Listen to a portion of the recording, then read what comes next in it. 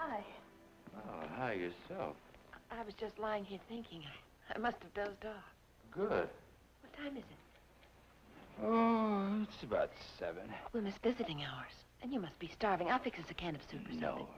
Stay here a minute. What's the point of going back to the hospital tonight? We can't just walk away from Allison, regardless of what she said this morning. Yes, we can, for a day or two. What are we doing, Elliot? Punishing her for being angry with us? No, we're just letting her cool off a bit. Or build more resentment? Well, what do you think is going to happen if we go back there tonight? Do you think that this morning will be forgotten and that Allison will say she just had a tantrum? I don't know what to expect, but I do know we have to work this thing out. I know. It's harder to stay away than to be there, but I think we all need a cooling off period. Maybe tomorrow or the next day we'll go back. What if she hasn't changed? What if she tells us again to stay out of her life? Well, then we'll fight it with everything we have. With love and understanding. And occasionally a few sparks of our own. Connie, don't do this anymore. Don't come into the house at night and lie down in the dark and ask yourself where you went wrong because you didn't. For you, there were no alternatives. I wasn't here. You had a child to raise. Without a husband, without a father. And a child that could have been labeled or destroyed at any moment. You don't have to lie in the dark anymore.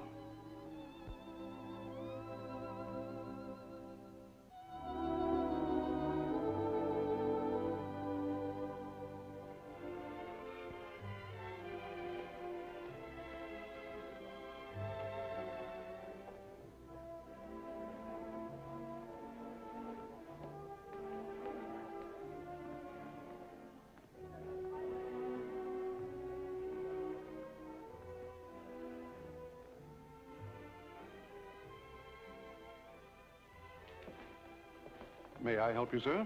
I hope so. Are you Mr. Scott? Yeah. My name is Stephen Cord. I'm an attorney. I need some information concerning a purchase that was made here a while back. Oh, well, Mr. Cord, was the purchase cash or charge? Charge.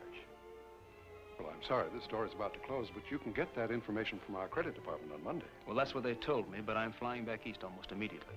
Now, the information I need is in connection with a case I'm trying there. Oh, I see. Well, I'd be glad to help you in any way I can. What is it you wanted to know? About a year and a half ago, a woman bought over $300 worth of luggage in this department. What was her name? Stella Chernock. Chernock. Oh, yes, of course, Chernock. Stella Chernock. Oh, now, just a minute, Mr. Cord. That purchase was returned and credited to her account at her request. She has no cause for grievance against this store. Excuse me, Mr. Scott. I'm not Miss Chernock's attorney. Oh, I see. You say the merchandise was returned? Yes. Now, Mr. Cord, I've been on this floor for 15 years, and never have I encountered a young woman so impertinent.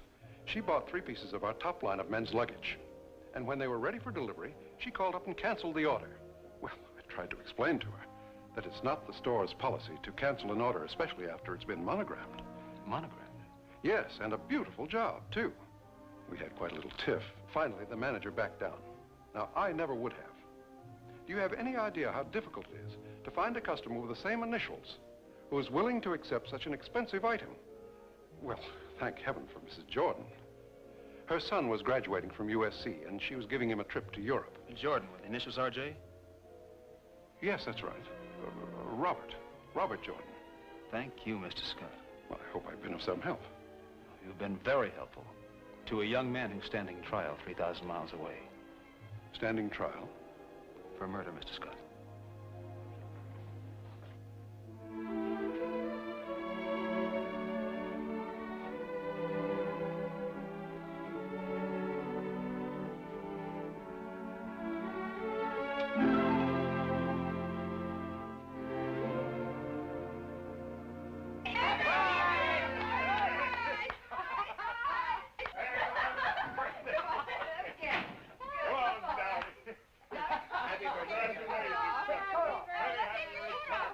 Happy birthday.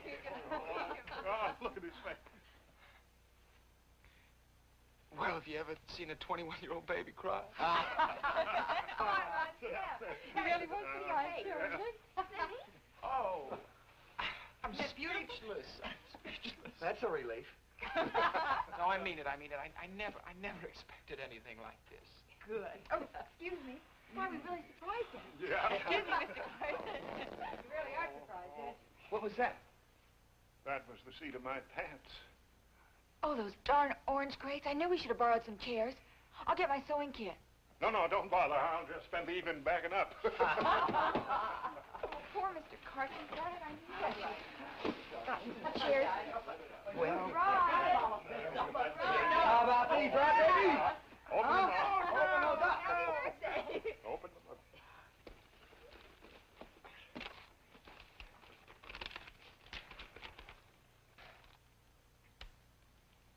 From Dad. Thanks.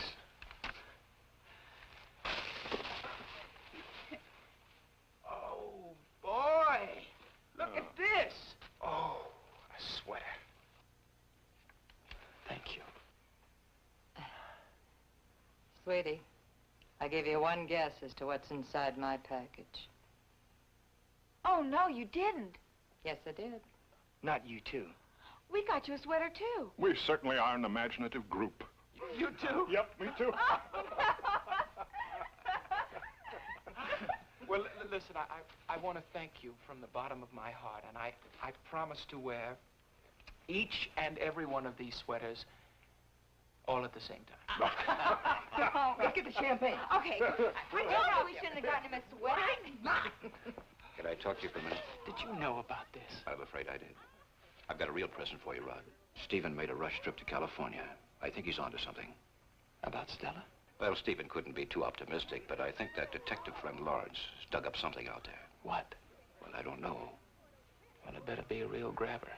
Well, that's enough about testimony and trials and lawyers. Tonight, the Harringtons celebrate. As a family. As a family. Be careful Here now. we Be go. careful. Look out. Hurry up. Okay, let's get him. Okay, come on. Here. Here we go. We can pour it over the table. Oh! All right. Put it on this one. This one's for you. Who hasn't got one? Who hasn't got one? Here. You want some champagne here? Oh, I'm sorry about these glasses. Don't Stop forget that. apologizing. There. Well, a toast to the birthday boy. Norman, age before beauty, okay? Rodney, at my age, I speak from the other end of the telescope. But from that end, I get a very clear perspective. You're going through a rough time now, I know. I'm not that much for speechifying, so I'd like to quote a few favorite lines. Since life is short, we need to make it broad. Since life is brief, we need to make it bright. Then keep the old king's motto well in sight, and let its meaning permeate each day. Whatever comes, this too shall pass away.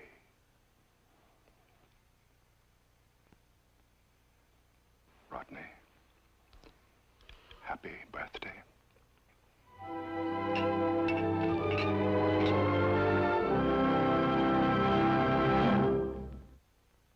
Preview from the continuing story of Peyton Place.